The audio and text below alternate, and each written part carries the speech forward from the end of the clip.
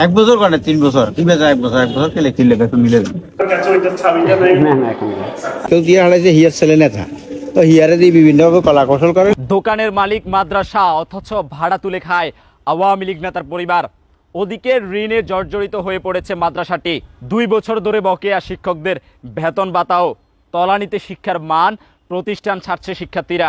ফেনীর জেলা প্রশাসক ও সোনাগাজী উপজেলার নির্বাহী কর্মকর্তার দপ্তরে লিখিতভাবে এমন অভিযোগ করেছেন সোনাগাজীর নবাবপুরের এমপিওভুক্ত শিক্ষা প্রতিষ্ঠান নাজিরপুর ইসলামিয়া দাখিল মাদ্রাসার শুভাকাঙ্ক্ষীরা। সত্যি কি এত দুরবস্থা মাদ্রাসাটির? কতটুকু সত্য এই অভিযোগ? জানতে আমাদের গন্তব্য সোনাগাজীর নাজিরপুর ইসলামিয়া দাখিল মাদ্রাসায়। ভোরবাজার ডাকবাংলা কসকা আঞ্চলিক সড়ক ঘেঁষা একটি সমৃদ্ধ বাজার। এই বাজারের ঠিক মধ্যভাগে প্রায় 5-6 ডিসিম জমিতে একটি বিল্ডিং ঘর নির্মাণের কাজ চলছে। স্থানীয়দের মাধ্যমে জানা যায় এটি নাজিরপুর ইসলামিয়া দাখিল মাদ্রাসারই সম্পত্তি। এই ঘর নির্মাণকে ঘিরেই নাকি এত আলোচনা সমালোচনা। কিন্তু কেন? জায়গাটি মাদ্রাসার হলেও ঘর তুলেছেন সোহেল নামের স্থানীয় এক আওয়ামী লীগ নেতা।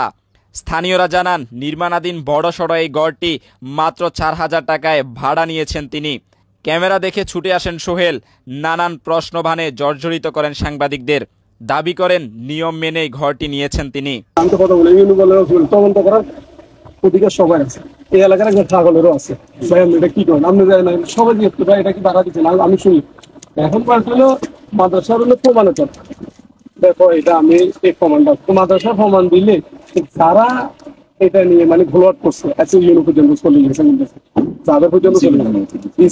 গেছে, যদিও এলাকাবাসীর পক্ষে জেলা প্রশাসকের কার্যালয়ে দেওয়া অভিযোগে স্বাক্ষরকারী ক্যাফায়েত শাকিল বলেছেন এই দোকান ভাড়ার পুরো প্রক্রিয়াই হয়েছে অনিয়মের মাধ্যমে। এই অনিয়মেরই সুষ্ঠু তদন্ত চেয়েছেন তিনি। অভিযোগে আরও জানানো হয় এই দোকানের মতোই অনিয়মের মাধ্যমে মাদ্রাসার আরও একটি মার্কেট বন্ধক দেওয়া রয়েছে। ফলে আয় বঞ্চিত হচ্ছে প্রতিষ্ঠানটি। বন্ধক ছাড়াও মাদ্রাসা ভবনের একটি দোকান থেকে ভাড়ার 2/3 তুলে নিচ্ছেন কমিটির সাবেক সদস্য প্রয়াত আওয়ামী লীগ নেতা শাহজাহান মুসার পরিবার। এলাকাবাসীর সঙ্গে কথা বলে এই অভিযোগেরও সত্যতা পাওয়া যায়। এবার প্রতিষ্ঠানের কর্তাদের কাছে জানতে চাই বছরের পর বছর ধরে কিভাবে চলছে অনিয়ম। এত বড় ঘর কার স্বার্থে মাত্র 4,000 টাকায় ভাড়া দেওয়া হচ্ছে? এই সিদ্ধান্তই বা কে দিয়েছে? ক্যাম্পাসে ঢুকতেই নানান সওয়াল জবাব শুরু করেন এক শিক্ষক।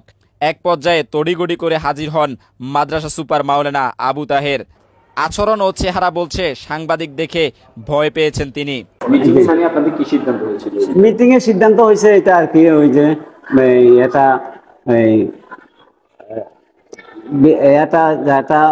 দোকান উঠায় আগে প্রথমে ছিল যেহেতু সেটা এখন এই করি এই দোকান করবে এবং এইখানে যা লাগে এগুলা দিবে,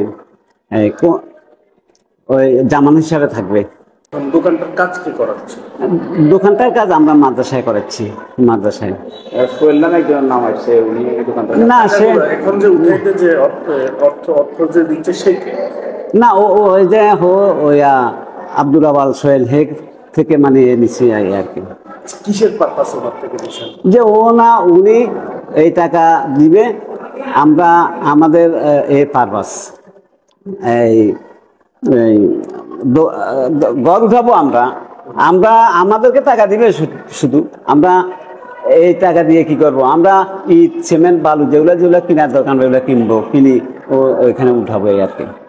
আমরা দেখতে চাই কোন সবাই এই দোকানঘর তৈরির এবং ভাড়া দেওয়ার সিদ্ধান্ত হয়েছে, আসলেই কি নিয়ম মানা হয়েছিল কিনা।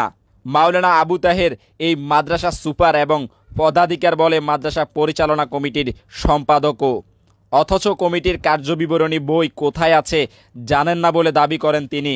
প্রতিষ্ঠানে যে কোনো কাজ করতে হলে একটা রেজুলেশন লাগে বা প্রমাণ লাগে। রেজুলেশন আছে। সেটা কি এখন আপনার কাছে আছে? আছে তো এখন সেটা দেখাতে পারবো। ওই সারাং কোন জায়গায় গেছে? ব্যাংকে না, এখনো ওইখানে আছে। আপনার কাছে নাই? হ্যাঁ আছে যে ওই যে ওই আলমিরাতে, ওই আলমিরাতে। আপনার কাছে ওইটা চাবিটা নাই? না এখন। যদিও এক পর্যায়ে বের করা হয় সেই বই, কিন্তু বই গেটে দোকানঘর নির্মাণের বিষয়ে প্রাথমিক আলোচনা পেলেও কতটুকু ভূমিতে কিভাবে ঘর তৈরি হবে, কত টাকায় ভাড়া হবে, ভবন নির্মাণের ব্যয়ও বা কত হবে, কোনো বিষয়ে উল্লেখ ছিল না।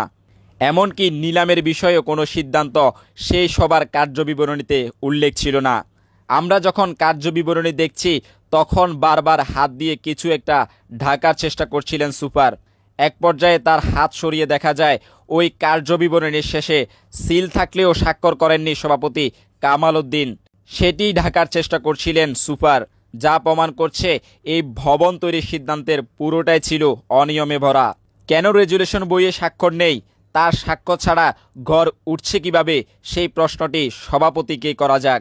কিন্তু এই বিষয়ে মুঠোফোনে জানতে চাইলে তিনি পরদিন দেখা করে বিস্তারিত জানাবেন বলেও দেখা করেননি।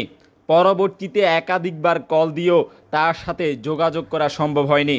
মাদ্রাসাটিতে এত অনিয়ম দুর্নীতি চললেও দেখেও না দেখার ভান করছেন কমিটিতে থাকা প্রতিষ্ঠানটির শিক্ষক প্রতিনিধিরা।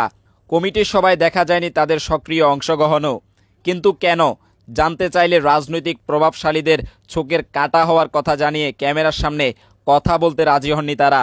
যদিও আলোচনার মধ্যে গোপন ক্যামেরায় ধারণকৃত ভিডিওতে উঠে এসেছে মূল ঘটনা।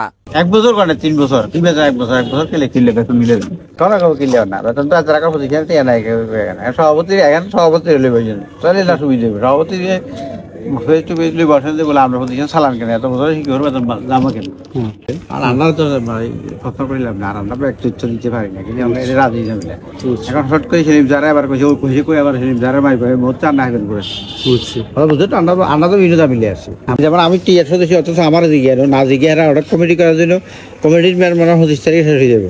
আবার এডেক কমিটির এরা প্রস্তাব দিয়ে শিক্ষক দিয়ে হারাইছে হিয়ার ছেলে নেতা তো হিয়ারে দিয়ে বিভিন্নভাবে কলা কৌশল করে। চলুন এবার একটু শুনে আসি কেনই বা এলাকাবাসীর পক্ষ নিয়ে সকল অনিয়ম দুর্নীতির বিরুদ্ধে অভিযোগ করেছিলেন ক্যাফায়েত শাকিল। আমাদের আগামী প্রজন্ম এই প্রতিষ্ঠানে পড়াশোনা করবে, অথচ এই মাদ্রাসাতে গত 2 বছরের ফলাফল যে অবস্থা দেখা যাচ্ছে সেখানে ব্যাপক ফলাফল বিপর্যয় হচ্ছে। এই মাদ্রাসা থেকে গত 2 বছরে অসংখ্য শিক্ষার্থী প্রতিষ্ঠান ছেড়ে চলে গেছে, প্রায় শতাধিক। তো এই যে শিক্ষার মান অবনতি হচ্ছে এটা জানা যাচ্ছে, এটা বোঝাও যাচ্ছে, ফলাফলেও বোঝা যাচ্ছে। এটা তো মানে একজন এলাকার সচেতন নাগরিক হিসেবে এটা মেনে নেওয়া যায় না। অবশ্যই প্রতিষ্ঠানটাকে রক্ষা করার জন্য এলাকার সচেতন নাগরিকদের এগিয়ে আসা দরকার। সেখানে আমি সারা দেশের অন্যায় অনিয়ম নিয়ে কথা বলি, আমি সারা দেশের জনস্বার্থ নিয়ে কথা বলি, সেখানে আমার এলাকার একটি জনস্বার্থ ইস্যু কেন আমি কথা বলবো না? এই জায়গা থেকে আমি কথা বলেছি। হ্যাঁ, অনেকে বলেছে যে এখানে প্রভাবশালীরা আছেন, তাদের চোখের কাটা হব। হ্যাঁ, সেটা হতে পারে, কিন্তু আমি তবুও আমার জায়গা থেকে আমার মনে হয়েছে জনস্বার্থে কথা বলা দরকার। এ বিষয়ে সোনাগাজী উপজেলা নির্বাহী কর্মকর্তা কামরুল হাসান বলেন, তিনি অভিযোগটি পেয়েছেন, ইতিমধ্যে তদন্ত শুরু হয়েছে। কোনোভাবেই একটা প্রতিষ্ঠানের সম্পদ অপব্যবহার করতে দেওয়া হবে না বলে জানিয়েছেন তিনি। সবশেষ দাখিল পরীক্ষায় মাদ্রাসাটি থেকে 65 জন শিক্ষার্থী অংশ নিয়ে পাশ করেছে 41 জন। 2023 সালেও 22 জন শিক্ষার্থী ফেল করেছে।